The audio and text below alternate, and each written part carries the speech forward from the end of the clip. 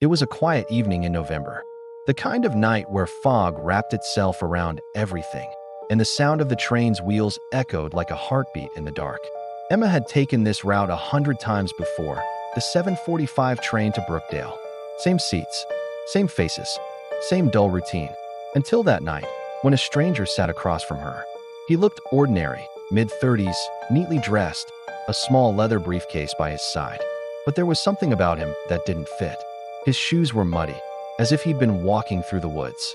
And when the train passed through tunnels, he'd glance nervously at the reflection in the window, not at himself, but as if he was looking for someone behind him. They exchanged polite smiles, nothing more. But a few minutes later, Emma noticed something odd. He had no ticket in sight, no phone, and didn't seem to recognize any of the stops. When the conductor came by, the man froze. Then, just before the conductor reached their row, he stood up, quietly, and walked toward the rear of the train. The doors there were supposed to be locked while in motion.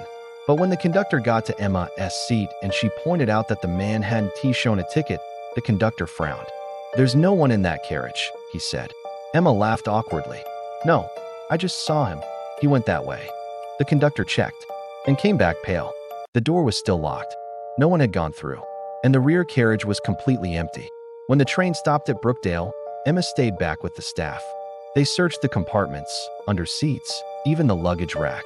No sign of the man, no briefcase, nothing. But here's where it got stranger. Security footage showed Emma sitting alone the entire time. No one in front of her. No man ever entered that carriage. Emma refused to believe it. She could describe him perfectly. The brown coat, the tired eyes, the scar on his hand. But the footage told a different story.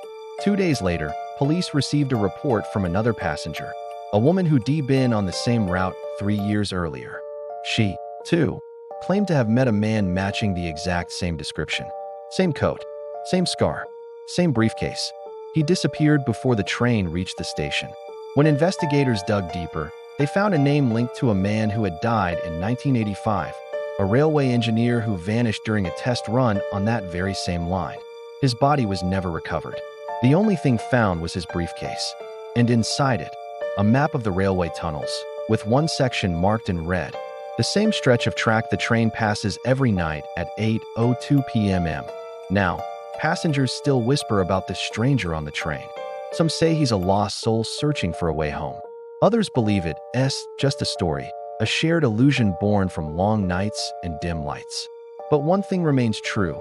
The security cameras still sometimes glitch at exactly 8:02, just for a second. And every once in a while, passengers report a man in a brown coat sitting quietly by the window, staring into the fog.